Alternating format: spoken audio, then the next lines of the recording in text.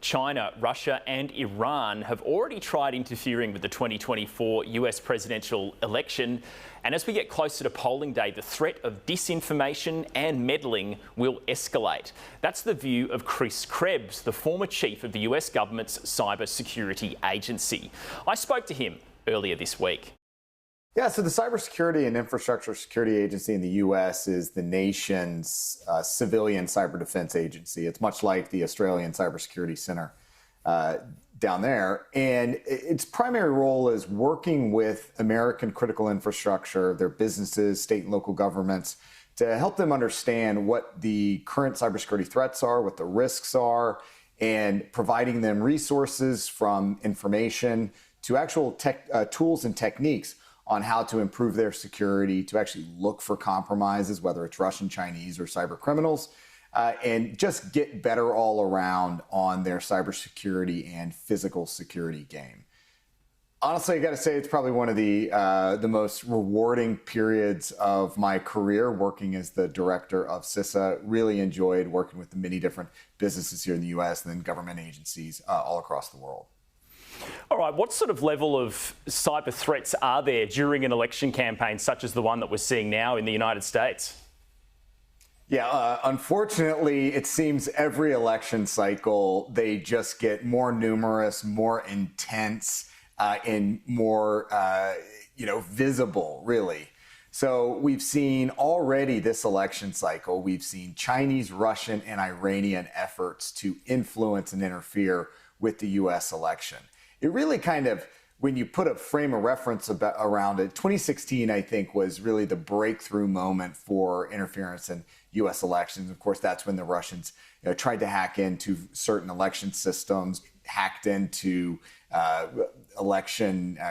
political campaigns, and then they really kicked off this social media disinformation operation at scale. We've seen that playbook run time and time again now in 2020. The Iranians copied them. They tried to hack into voter registration systems, and then they sent out a bunch of emails and videos on YouTube and other places that showed them manipulating data. But really what we've seen more than anything this cycle in the 2024 election is a broader assault on the perception of reality, of what's really happening out there. And the Russians, the Iranians, and the Chinese are trying to shape the viewpoints and opinions of the American voter to get them to either adjust the way they vote or really just their overall confidence in democracy and American political leadership. And the unfortunate thing is that it's not just, of course, limited to the U.S. We see a lot of these actors try to monkey around in Western Europe and down in Australia too.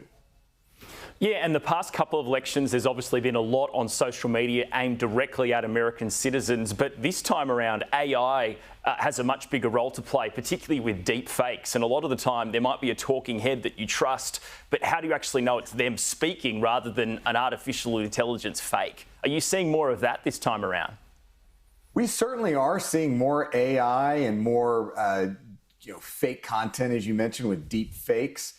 It has not quite lived up to the hype. There was a lot of fear about this time last year that the 2024 election was going to be all AI and all deep fakes all the time. It hasn't been quite that severe and significant, but we've definitely seen some content generated by the Russians, by the Iranians, that are impersonating political figures. We saw back earlier in the year a robocaller, so an automated calling that was imitating the current president, President Biden, telling him not to vote.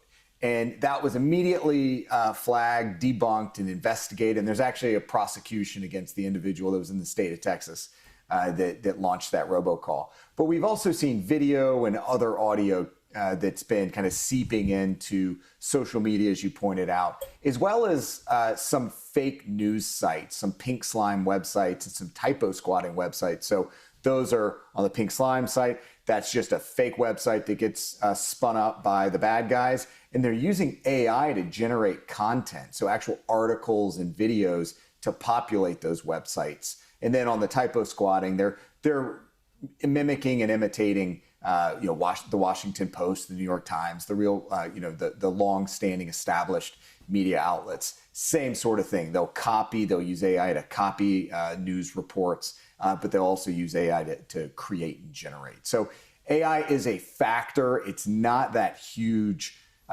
forcing function that's driving people either to the polls or away from the polls just yet. I think that's probably a 26 or 28 issue.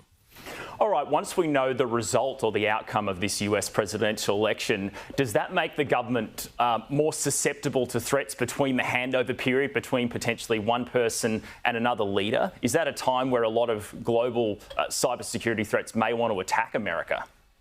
Yeah, this is a really important point because we tend to really focus on November 5th. That's election day. That's the day that a lot of Americans go out and actually cast their votes. But it's important to note that people are voting right now. We have early voting that you can go vote in person. We also have mail-in absentee ballots, whether you're an expat living down in Sydney or you're over in Europe or elsewhere, you can mail in a ballot, or if you're in the military and stationed abroad.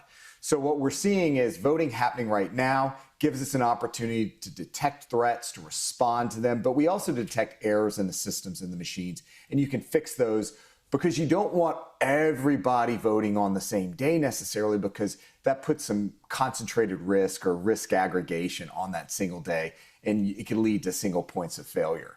But after that election day, again, November 5th, there's a counting process, there's a canvassing process, there's a certification process.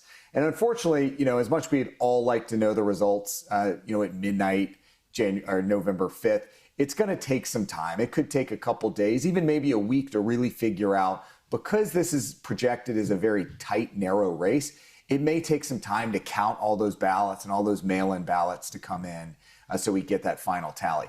And that's, I think, an opportunity space for bad guys to go after websites that do unofficial election result reporting. It also is going to give an opportunity to go after news media sites and even streaming or just the TV sites that they can manipulate perhaps, or even take down those sites using a denial of service attack. And then after that certification process, there's even more opportunity, and that's more on the disinformation side, I think, where you will just see people that will generate lies, generate fake content using AI and just other spurious claims to undercut the credibility of the process, to introduce doubt and really confuse people. And that's, I think, the longer term risk that's going to run through January 6th, which is when the electoral count with the electoral college comes together at the U.S. Congress and actually says, hey, this is who won the election. This is who's going to get inaugurated on January 20th. And no matter who wins, say if it is Trump or Harris, what do you think will be the biggest threat next calendar year? Hey, I've been saying this for several weeks now. If it were not for the U.S. election consuming all the available oxygen on over the airwaves, we would be talking about nothing but China, China, China.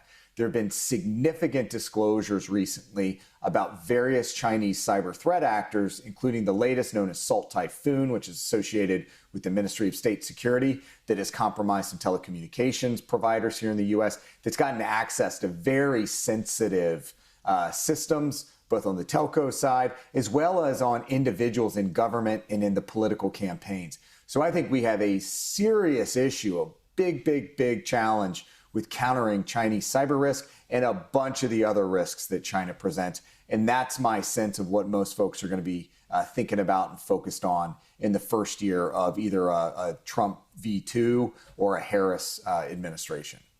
Chris Krebs, Chief Intelligence Officer at SentinelOne, thanks for your time.